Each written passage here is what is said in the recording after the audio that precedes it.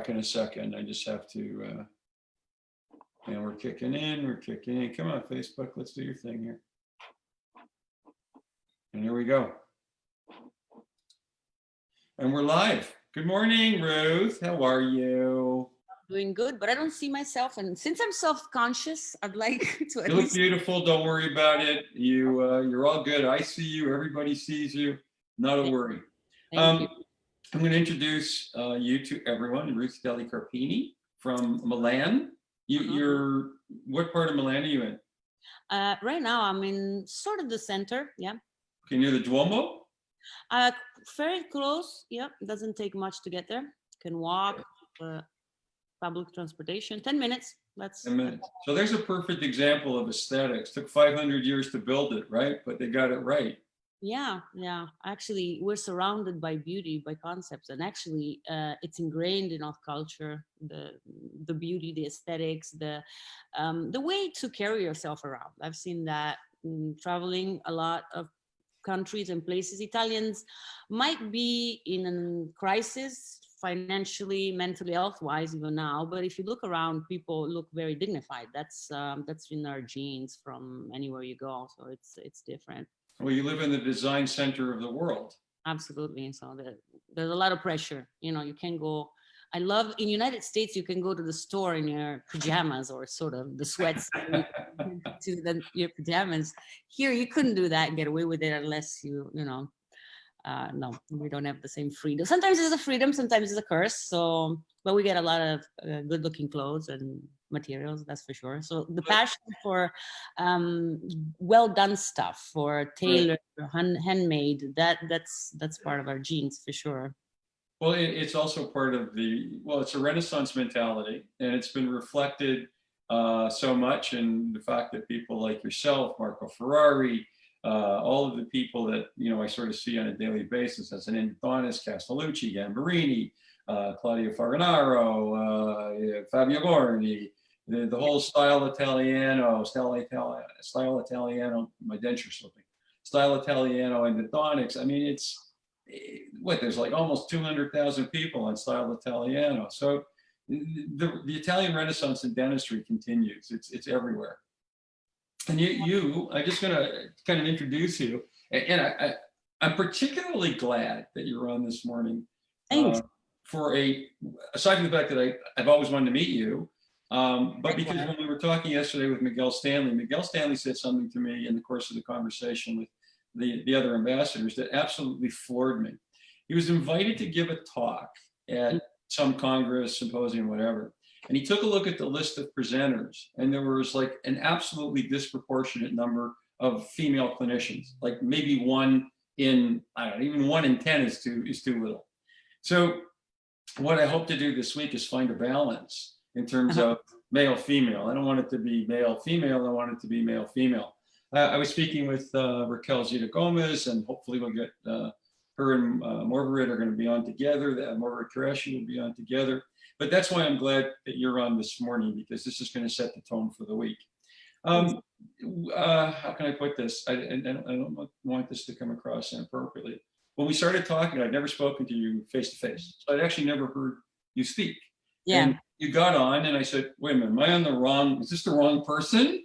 I mean, you're in Milan. I assume there would be that very sort of seductive Italian nuancing, but you don't. As you say, you were taught in England. You went with your aunt in England. Yeah. And so can you tell us your background a little bit, please? Sure. I come from a small village in Italy. There's a joke about this. Italy is made of regions, a little bit like United States. So instead of states, they're regions. They have their own identity.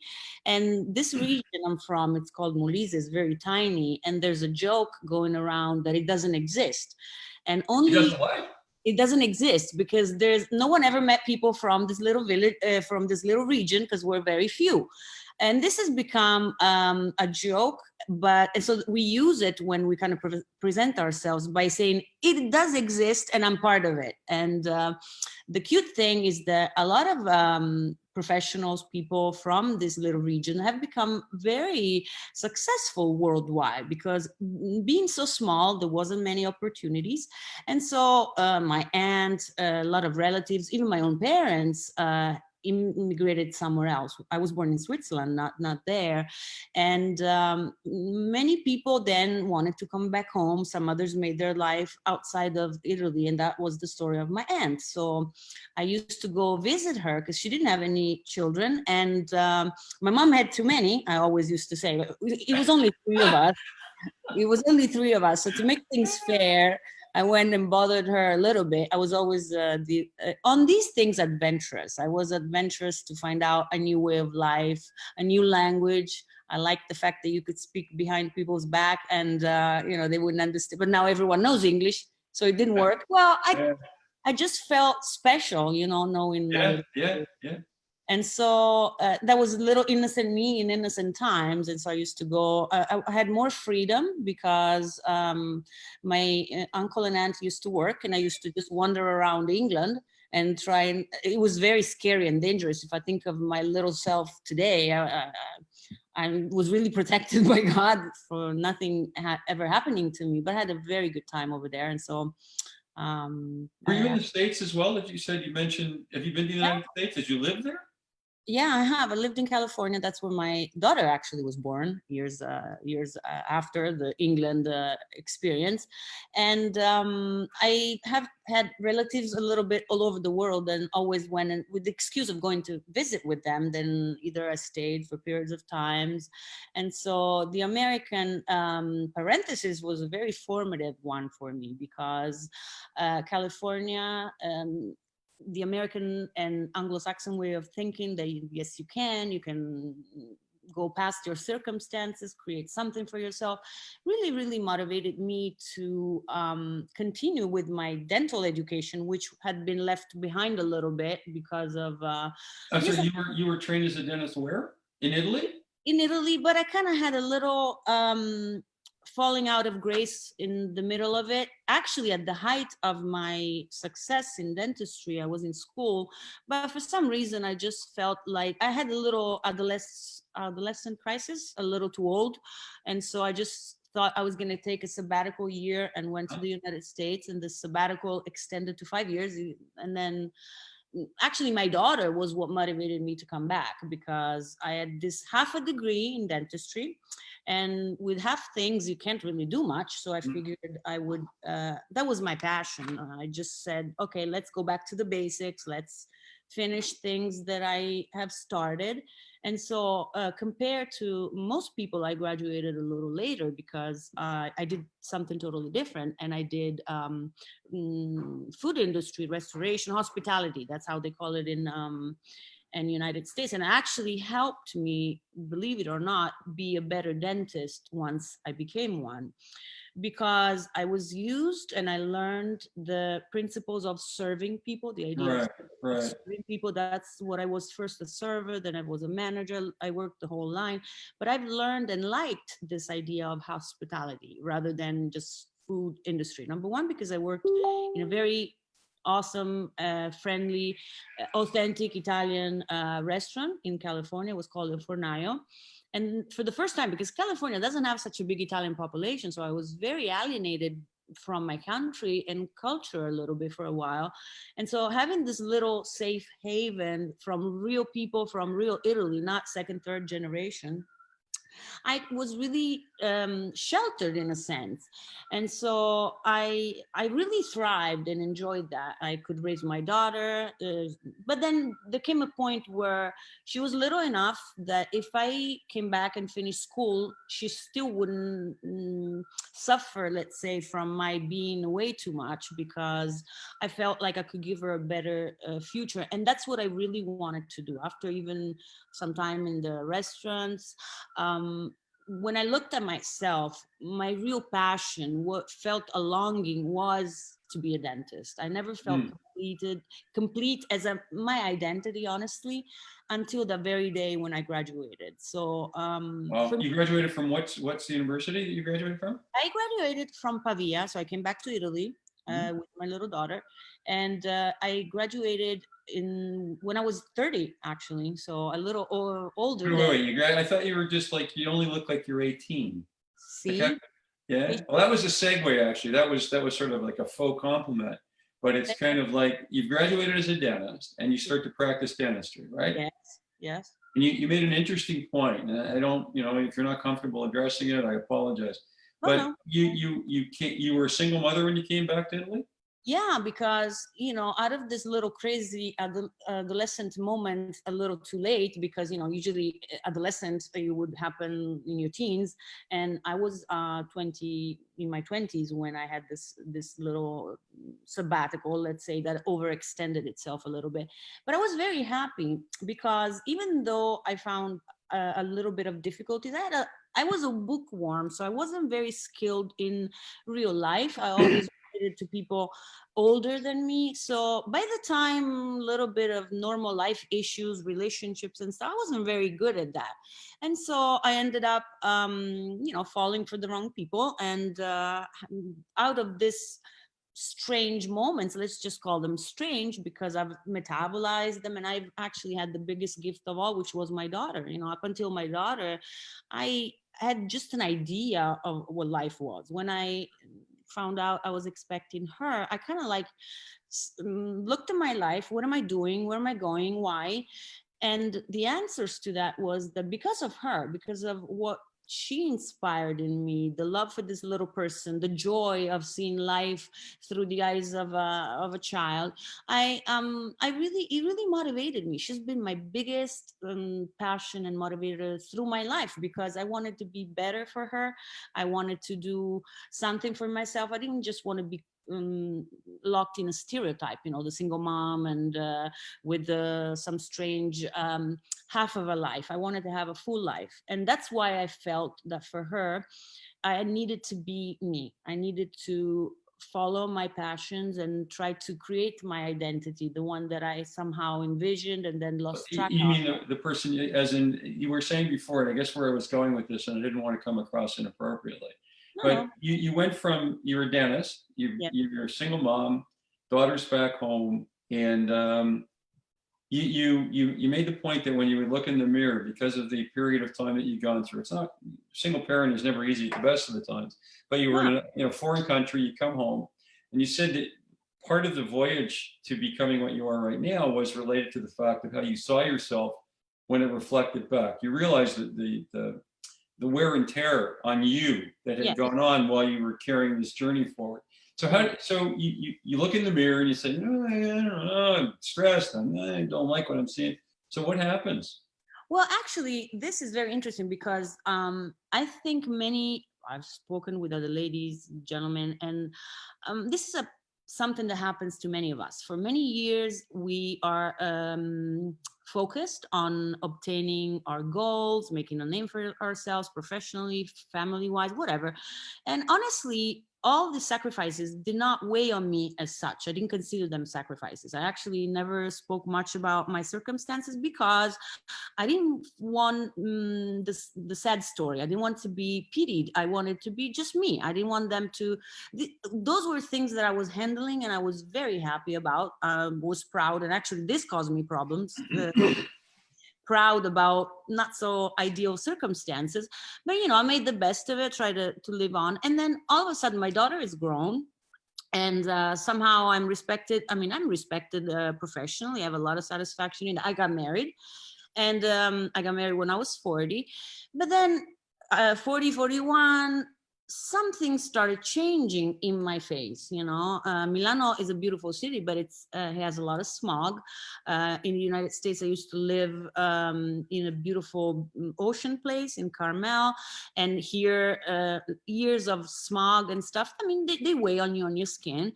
And probably working so hard, you don't have the best of health habits, drinking enough water, exercising regularly. And so pulling out the toxins. The funny thing is that I started to have a lot of success through Facebook with connections with people that I respected and loved and all of that. And then maybe you or someone else would send me a little text saying, oh, let's do this, let's do that. And I was very excited. I live in a few floor type of loft type of house. So from the bedroom, I go to the downstairs in my bathroom, I get ready, then I wash my face and I look at myself, and it doesn't show the joy, it shows that I'm sad, I'm tired, sort of like showing some mark that doesn't belong to me, because in my head I'm happy, I'm rested, I don't feel tired, I don't feel sad and depressed. But then when I saw that reflecting back at me, it wasn't telling me the right story, and it makes you depressed because oh my God, this is falling, this is sagging. And just like many others, I had a lot of prejudgments against facial treatments, because what we saw. Okay, you prejudged it. You were negative about it initially. Oh yeah, absolutely. I was absolutely against and all natural and all that, and I still believe that. But I found a different type of pattern, because number one, I learned and understood how the whole things worked, and number two, I found also professionals that were very good at what they were doing. And I found the first time I've ever seek treatments, I did a little Botox from a lady doctor did it for me, and she said something that really opened my eyes, because she said real facial aesthetic medicine, when it's well done, you can tell. Mm-hmm. And my goal wasn't to look 20. I'm not 20, I'm 47, very proud of it. And my goal was to feel comfortable in my skin, and to feel like my body looks, let's say, younger. My energy is the same as before. I don't see anything different than 5-10 years ago. And I just want people not to even figure out how old I am, but not because I care. I really don't. It doesn't bother me at all, because I think I've accomplished so much in my life that I'm very, very comfortable with. So it's not the number problem. The problem is really not recognizing myself in what I saw. And so I started trying to find ways of improving the quality of the skin, the areas that point out a little too much aging. And I found out, number one, I started with PRP. I found out about the possibility of using what we used in surgery. I'm sorry, I'm going to stop you for just a second. Yeah. That's a big jump. You see yourself as you would like to see yourself, or you look and you say, yeah, I would like to do this and tweak this, that, and the other. So how does PRP start? Like, where does you wake up? It's actually started very much at the same time, because let's say this. So I had my little office. I'm looking for trainings, because I always kept studying. Another side of me that's very, very important. People have hobbies. I am a bookworm. I love to study. I kept watching what other people were doing, and I'm a rounded dentist. So I tried to keep how do you say, up to speed to all the I used to do endodontics to expert level, prosthesis, ortho. And this actually is involved in my full face approach, because even in ortho, sometimes you don't have the perfect profile, because maybe it's a compromise from a surgical case, maybe it's just borderline. And so actually I started there looking at how you could improve the profile. And so I started looking with a different eye to facial aesthetics. So I was looking for professionals who performed this type of balancing in a natural way. And I found some. So I started to look at the facial aesthetics more from a spectator point of view.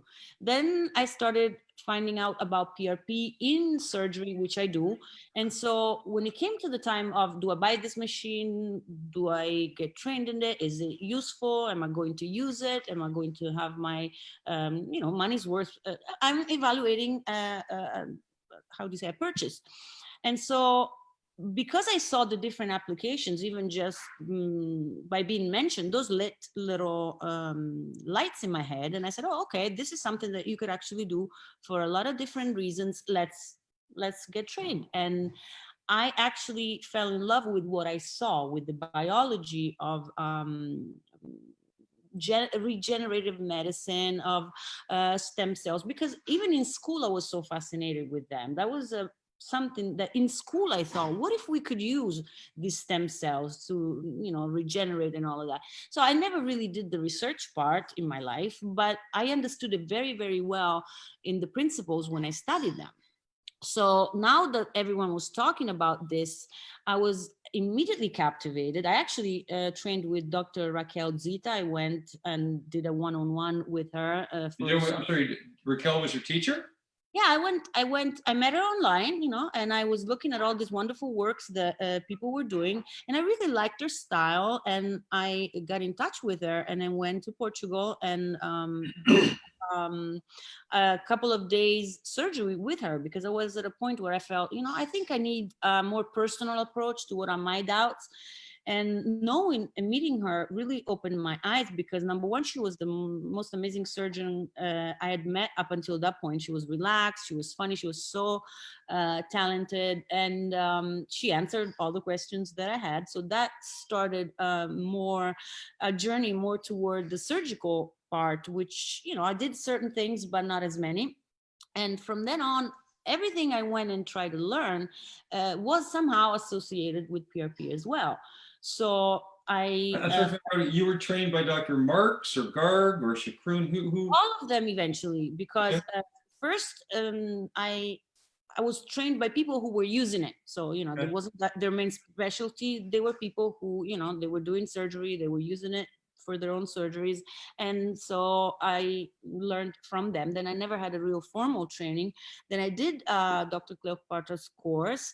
And from then on, because I felt there was a limitation into a limitation into what it could do. Like, I thought that the limits of PRP were just the skin texture. I had not understood it properly. But even with that, I was very enthusiastic. I started doing lots of pictures, proposing it to my patients, and somehow really found an immediate return from this, because somehow people appreciated my skills. And this brought me to the attention of Dr. Garg, who was looking at my work online. He reached out to me, and we started cooperating. I went and did a lecture in one of his symposiums. And then I understood there was something more to this PRP, that they were using it as filler, but I didn't know how. So as we were talking with Dr. Garg, he said, well, why don't you come up to New York and I'll show you how I do it. And so I went, and he trained me in what now is my protocol, because number one, I realized that he knew a lot more than everybody else on the subject, because he had actually worked. He's been doing it for 25 years or something? Yes, Rick Maranta, 25 years. Amazing. Yes. That's the thing. That's why. And number one has such an incredible knowledge on how the biology of autologous blood derivatives are. And so this is why I really enjoyed. He really opened my eyes, because he showed me exactly how things were supposed to work and why. And it made a lot of sense, of course, because he was professor at the University of Miami, and actually was trained by Mark, then started developing with Mark's this PRP. And so, of course, he's been applying, doing it, training in it way longer than I could have ever been. And I'm just honored that he saw some artistic talent in me, probably. That's what he says. And I do have the gift of chatter. So I like, okay. So I'm interrupting. I'm sorry. He is your mentor. That's how, yes. That's to this day. He's still a friend, a colleague, and a mentor to this day. Wow. I respect his work immensely. And actually, I keep listening to all his lectures, because he has, this is what motivated me in the past as well. I might like some people, how they speak, how they express themselves. And I listen to them, because I admire how they express themselves, and that's how I'd like to come across, so I train, I talk. I'm very shy. It doesn't look like it, but I'm very shy. And what's making it a little easier actually is talking to a computer rather than having real people in front of me. I would be stressed out, my mouth gets all messed up. I can't really say all the words that they don't come as natural. When I'm more relaxed in a smaller environment and a one-to-one, then I come out a lot more. I'm sure about that. So can I ask, I'm gonna stop in 1 second. Okay, so I'm a patient that's come into your practice right now. Yes. I can't say, oh, buongiorno, you know. So I come into your practice, I'm a man, woman, it doesn't really matter. I come into your practice and I'm I'm feeling that point in my life where it's kind of like gravity starting to pull things down. I'm seeing my lower teeth instead of my upper teeth, that kind of thing. And, you know, the crow's feet are showing up. And, you know, I'm in business, I have to present myself. I mean, doesn't matter whether I'm in sales or the CEO, but I'm in business. I want to project a healthy, youthful image. I sit down in your chair in your office, and I've obviously come looking for.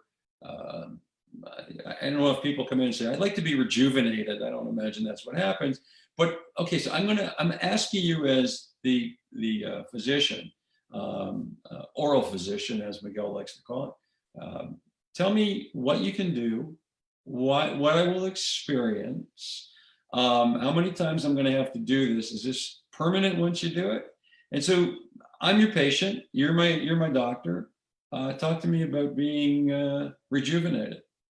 Yeah, actually, it's thanks for the question, because it's happening more and more. And so often when we start the process, we think the dentist, what do we have to do with facial aesthetics? And we do. And actually, the first time when it becomes obvious is when you do full mouth restorations, because you have the patient, this type of patient, the average is in their 50s, and they're maybe deciding, just like me, to have a new chance at life. So they come and want to, you know, implants and all of that. And then sometimes I notice this, even as good of a job as you do, they have a hard time accepting the new prosthesis, not so much for any type of reason. They don't see the subtleties of the technical work done. Is because they expect from the teeth a wow moment, a rejuvenating moment. They don't even know how to word this.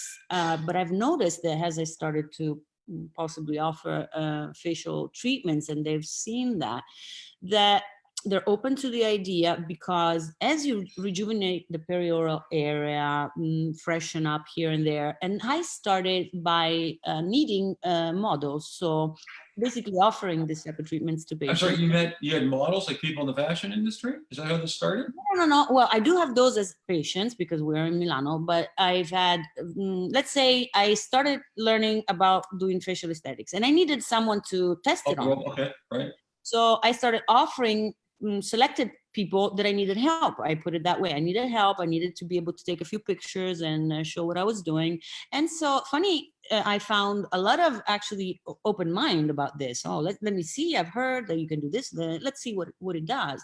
And so now when they ask me, they start and they approach me. I hear you do this. They kind of like are inquisitive in this way.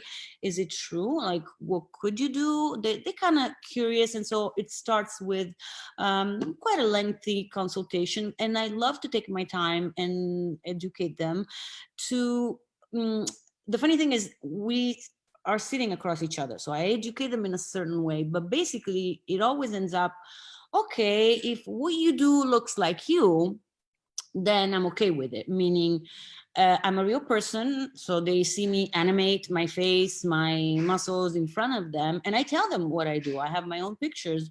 I always say I practice what I preach. And I just tell them we can do whatever you want gradually, because here it's not as mainstream as it was before. Some people want the done look. It's very, very popular around here. And only now they're finding that we can do something that's more subtle. And I'm getting more and more requests because they keep consistently seeing me under their face, and they say, oh, it's impossible. You looked like you did 20 years ago. Like I remember you. And I tell them why. I'm not shy. I always kind of like make little funny faces and say, you know, I love the Botox. I'm going to interrupt you for 1 second. I'm curious. When I spoke to Rick yesterday, he was saying, for example, that the number of dentists who could practice facial aesthetics is probably 5 times the number of people, plastic surgeons, for example, in the United States. What do you So, mean? you know, my children live in New York, and if I take my grandchildren for a walk down Madison Avenue in New York or whatever, it's like looking at gargoyles. I mean, some of the most grotesquely overdone plastic surgery in the world, like Yeah. ridiculous. So you just said a very important word. It's subtle, and that's the key. We age. Nobody Right. turns 40 years back when they're 60. They don't become 20 overnight. Oh. So are you finding that people are recognizing the value that you bring with facial aesthetics as a very significant alternative to having facelifts and, you know, Oh, blepharoplasties and this, that, or the other? I mean, do they see the value? absolutely. It's just like everything else. When we decide what side of the spectrum we want to place ourselves, you know, it takes some time for us to understand the value of what we do. And that's why I'm glad you brought it up. It was not inappropriate at all. Number one, because I talked to you about it, because I'm very open about how we feel, how what we do really influences the emotional well-being of the person. And so Right, right. where I wanted my target, my niche, let's say like that, wasn't the rich people who go to the plastic surgeon and get that look done. Because number one, either you don't have the eye and the ability to see that they transform you into a monster. Yeah. So the aesthetic that I feel so strongly, and that I actually saw naturally in my, I could see what was beautiful, and my effort was to try to get there. And we have a lot of that. But then if facial, and that's what keeps a lot of people away from facial aesthetics. If facial aesthetic means that I have to look like a strange, overdone, grotesque caricature of me, then I don't want to have anything to do with it. And that's what we all thought before. So what I'm bringing gently to the table and to the conversation, and a lot of people are not ready for that, are the risks involved, because some people come and they want what they want. They think they come and get a couple, 1 kilogram of apples, and I want this done and I want that done. And I try to explain to them why the trait that bothers them is that way. What are my solutions safely? Because some areas are really dangerous to treat with fillers. They wouldn't give them the result they want, and it's not a one-time fix. So I had to dye my hair. I'm getting older, so you know, on black, white shows quite a bit, and I don't like that look on a woman. My choice. Don't judge anyone. My choice. And I'm really bad with that. I don't really keep up with things that much, but I do. And so I committed to every so often having to redo my hair, you know, if I want them to look a certain way. And at the same way, with different timings, you have facial aesthetics that will, if you commit to want that look, like if you commit to have a healthy mouth, you have to come and do the little maintenance, you know, change of oil, I used to call it. You know, Yeah, you need 10,000 mile rotation. yeah, you need to do your rotation, your checkups, and all of that. So and of course, if you start a certain age, you will have a little less to recuperate as far as your youthful look. If you're a little older and never did anything, you still can do it, but it's going to take a little more work. You know, same difference as one filling and the whole mouth reconstruction is going to take a little more. Excuse me, I'm interrupting you, but I'm sitting here, I'm listening. It sounds very compelling, very fascinating. And I'm going to turn to you and I go, does it hurt? Well, no, because there's no pain, no gain, number one. So zero pain is impossible in life, but it's very manageable. I use a ton. That's what I'm known for, actually. Everyone's getting to know me really well because I don't like pain myself. And so I use and apply very generous amount of compound anesthetic cream that I'm always researching to find the best. I'm sorry, compound aesthetic cream. Is this something you have manufactured? Exactly, from the You have a compound pharmacy that does this for you? Oh yeah, Italians invented a lot of stuff, including medicine, and we Holy started cow. by having galenic laboratories, as they were called. You know, so we still have those where you can. You don't have them in Canada because in United. We have compound pharmacies. I've never heard of a you know, other than benzocaine and that sort of thing intraorally. But this is a facial aesthetic cream, anesthetic cream. Yes, and actually use it in the mouth as well, because see, as much as I'm known for my gentleness, I don't like pain, zero whatsoever. I always say I'm Protestant, so I don't believe in pain as a, how do you say, expiation of your sins. Oops, So, oops. I don't. The Pope is calling. They don't care because my patients always laugh, and I'm a dentist, so I'm not very funny. I have a couple of jokes that go around always, and it's always the same, but that's how I usually break the ice with my patients. And I start with a little bit of anesthetic on the mucosa and then the real injection. They never feel anything. And so on the face, I started the same way. It was more trial and error before I even knew that there were colleagues who were using facial aesthetic creams, because I would, I'm considered a little crazy because I experimented on myself a lot. And before I even went and did on someone else, I wanted to make sure I got everything right. So I tried on myself, and I always used to come home black and blue. My husband now complains and says, then people are going to think I'm abusive. And I say, well, you are. And no, it's just because I like to play with my needles, but I don't like to feel pain. So I try as much as I can. I use all the devices. There's a little massaging little thing that distracts from the injection. I use the smallest, finest, sharpest needles, or I use the cannula. That is a lot of what I do, because reduces the need to prickle the skin a lot of times. A lot of practitioners use needles to deliver the products, the filler, the facial, the Botox, the whatever.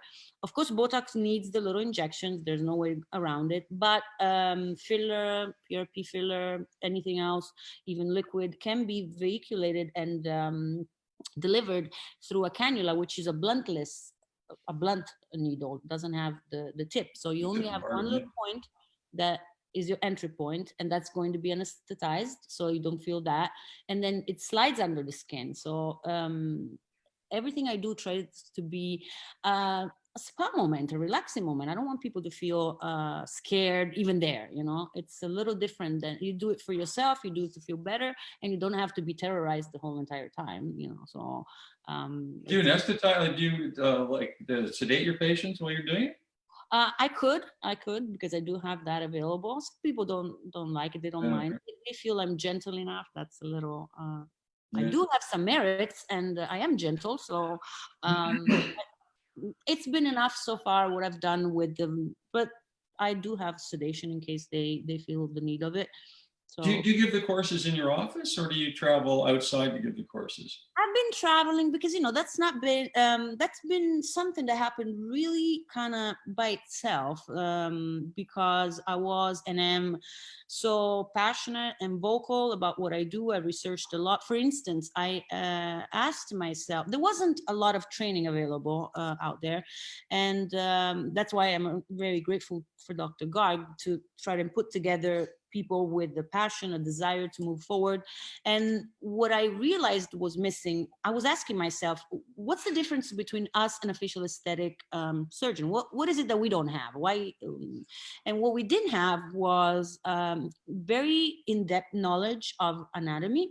We think we do, but looking at it from the other side, and then we kind of get lost in a glass of water when we try to apply it to the skin.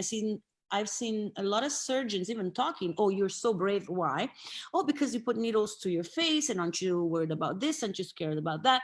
So I tried to learn for myself all the different anatomy landmarks, and in detail what did what, because when you learn the anatomy of the face, the muscles, their physiology, their action and reactions, that's how you know what to use when. Some areas of the skin need Botox, some of the face or the rejuvenation path need Botox.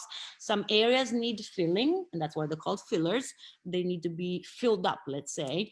And some other areas need lifting. We have curiosity created my next step. I saw that I needed a little bit of pulling here, but I didn't want to go to the facelift surgically. And I started researching pedio threads. And so I learned that. I'm sorry, researching, what is it called?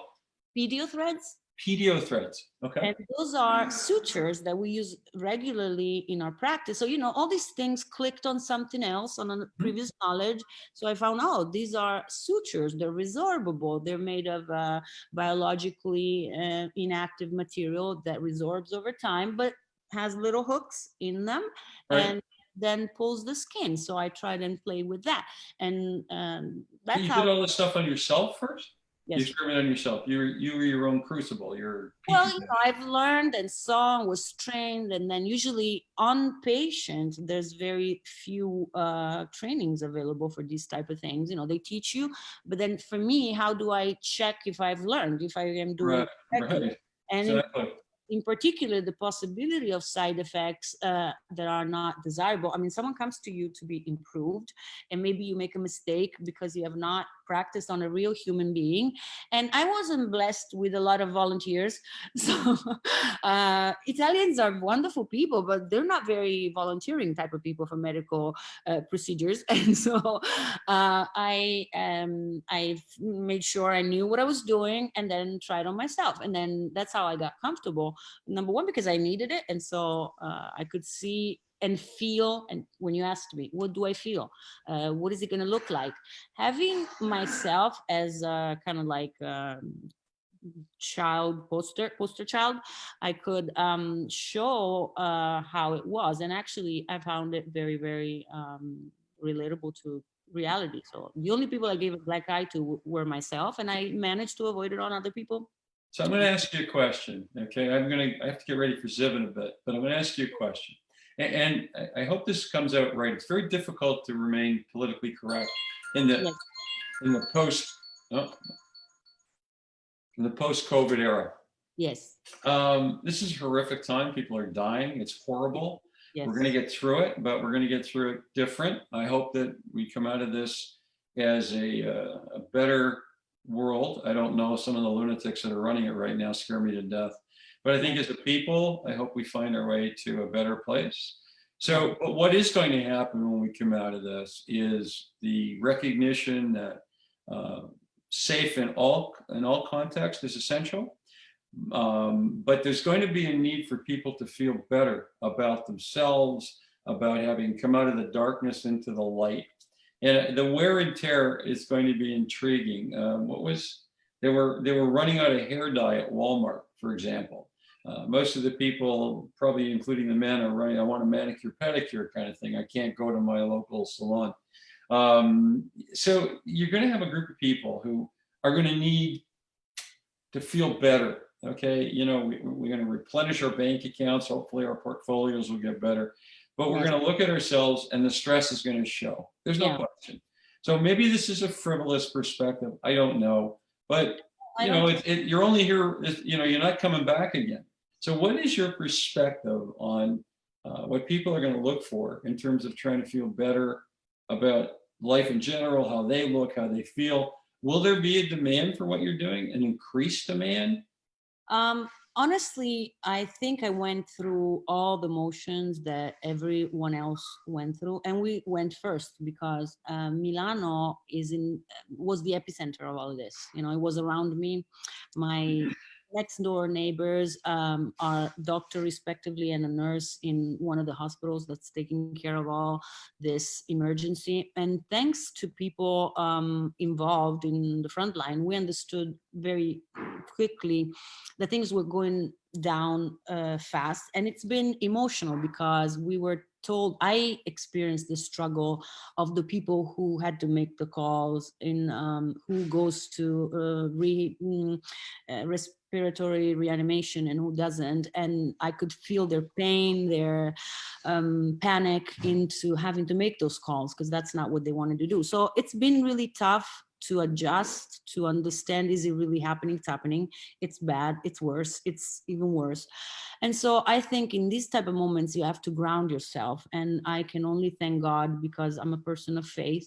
And that's actually what set in motion years and years ago, everything that has happened today. My faith, my encounter with God, call it as you want. Politically incorrect for many nowadays. You can't speak about faith, but I do. And so that's what has helped me. And every time something crazy happens, I don't have the philosophical whys of many things. I've learned to take one step at a time. And I listen to motivational speakers because I need encouragement from time to time. I'm not inhuman. I live in the world and I face the struggles that everyone faces. But what has helped me is focus one step at a time on things. And when I was listening to some other motivator, this really hit me. And it was that during Second World War, we were blessed. We never experienced the war. We've been sheltered. We've lived comfortable, maybe. Milan didn't experience a lot of the destruction in World War II. Obviously, the church is intact. I wasn't there. I'm sure it did, but I wasn't there. So everything I heard as far as war or social, political unrest, Okay. I wasn't directly a part of. It was just through stories. And so now that for the first time I'm facing something so terrible, I'm listening and trying to get out of this moment of paralysis, because I went through that as well. What do I do today with myself? And it woke me up, because this person was talking about World War II, the post-war, and was saying that kind of like the same thing with the hair dye. What people were hurting for food, they didn't have, and that's why Italians mangia all the time, because they have vivid memory of not having enough food. My husband, it's only two of us, and he keeps, when he goes to the store, he comes home with I don't know, so much stuff that I'm like, I always tell him, it's only two of us. We don't want to eat too much, because otherwise, we get too round. But then he can help it. It's in our genes today. So, but during those times, what never went down, ironically or interestingly, were the sales of lipstick, because people needed humanization of themselves. Maybe they didn't have good clothes, they were ragged. Even now we're worried about our comforts, but even just the basics sometimes, because if you don't work, your house goes, your office goes, there's a lot of uncertainties. And of course it's not going to be hand in hand. But I did have already calls today, my eyes are going down again, kind of like, and it takes me a minute to understand what they're talking about. Oh, you meaning that the Botox effect is gone? Yeah. And I was liking it. I mean, so they don't even say maybe when all of this is over, we should, but they're starting to call me with this type of, I had liked it, and so it's going to be a question of how and where, but just as much as teeth need to be taken care of and new balance needs to be established. It's a new game that we all have to learn how to handle everything. Right. And a slower type of life, a more distance type of life. There's a lot of uncertainties. And just like you said, because people are dying, what has helped me is that I'm reaping the fruits of what I've always done. I have practiced slow dentistry. I have not had massive production in mind, and my patients know it and they're recognizing it. And they always say, oh, we never had the doubt in your office. And in fact, even when it was starting to go around and maybe we're not using the super crazy high protections that we're requested now, because what I had put in place was effective, then that has already created the benevolence, and people are now evaluating that. So my suggestion to everybody is to just stick to what we know how to do, and it's going to come our way. So it's a great opportunity to be educated, to finding out, to understand even the internal struggle. You said an important word. Is it vanity? Is it frivolous? It's not, because our outward appearance, we would like for it not to be this way, but it's true. And so the way we are, our self-esteem does change, the opportunities we think we have, how we feel about ourselves. A lot of elderly people who are not from the dental world want to take care of their teeth because they want to smile to their grandchildren, and they don't want to scare them. Finally they take care of themselves because my grandchild looks at me with those so they feel this new drive to be there for their beautiful grandchildren, and at the same time they want to be a little better about themselves. So it's a 360-degree thing. Listen, I have to go get ready for Ziv, but I want to thank you for this. It was insightful. I got to know you very intensively, which was a delight. I'm going to ask a favor of you. Sure. You have courses that you're going to give at some point in time. I don't know. Do you have a website? Yes, I actually my Facebook is where I and Instagram. Okay. Ruth Delli Carpini, just my name is where I. So it's just Ruth Delli Carpini, Yeah, right? yeah. That's everything. And there you go. Okay. On Facebook and Instagram. Something that we're working on is going to start, so it's going to be available after all of this is over. I'm starting to record a course, and my path is what everyone's path is, how normally and easily, founding on the knowledge that we already have, how we can add new set of skills to our practice. And so it's going to be recorded, and then practical trainings will be done with Dr. Garg as soon as we will be able. In Italy or in New York? No, in Dr. Garg is a facility in the Dominican Republic. In the Dominican Republic, okay. We can have hands-on people, because the best way to learn, and we all know that, is to be able to perform procedure under strict supervision.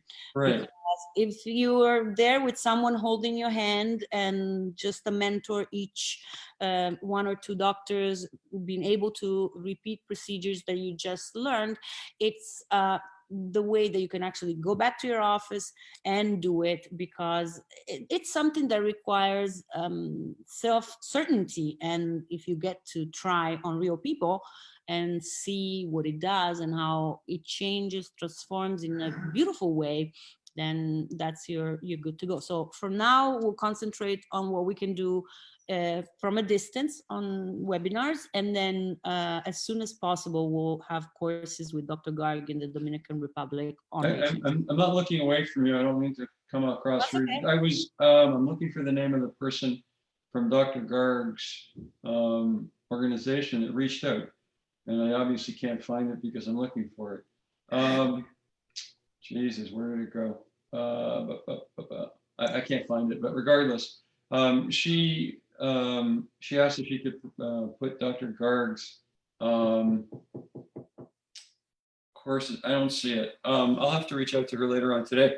I don't know Dr. Garg. I've heard a lot of things about him, and I'm glad to hear so you are going to be in the Dominican. Is that what's going to happen? Yes. Fantastic. Well, keep us informed. Let us know when. I'll post if you allow me to. Sure. Everybody can do. I'll post as much as I can, because I'm loving Facebook and technology, because even not perfectly, but it's helped so much connect us, learn. Totally. That's how I found out about colleagues that I then learned to love and respect, because I first saw them online, saw what they did, and then that made me wanting to go and train with them. And so, I thank you for the great opportunity, because, each of us has certain skills and ways of expressing ourselves, and it's a great window of opportunity for people to see, oh, I like the way this person explains things or does things, and it's amazing, I think. So thank you. It's interesting. I mean, nobody's really asked what the word nexus means, and it was funny because I'm old. I'm like 70, and back in the when I started practicing, which is now 1973. In 1975, I can't remember his name, but he was a practice management consultant. It's one of the, it just started to kick in Canada. And his background, interestingly enough, he was a rumor and propaganda psychologist. So he dealt on the dark side, right? But he had a newsletter, and it was called Nexus. Kind of cool name. Anything with an X in it is kind of neat. But when you look it up, it's Latin. And for people who have nothing to do with their time right now, look it up. It's an interesting context. Nexus has nothing to do with, anybody can found a Facebook page. But what Nexus means, it's all inclusive. Anybody that wants to do anything within reason. I don't want to get too crazy, but that's what it's about. It basically means it's all inclusive, which means it's everybody's. And this is just fun for me, this is a hoot, just to get on, talk to people I've never met, hear what their lives are like. But yeah, in terms of what you can do with it, have a good time, enjoy it. I think that's the key for how we're going to start, is by joining forces, not fighting against each other. That's more so now, I think. You're right. I'm going to say goodbye. Beautiful. It was a pleasure, an honor, and I will speak to you soon. Okay? Bye-bye. Have a safe day. Bye-bye, Ruth. Bye. Bye.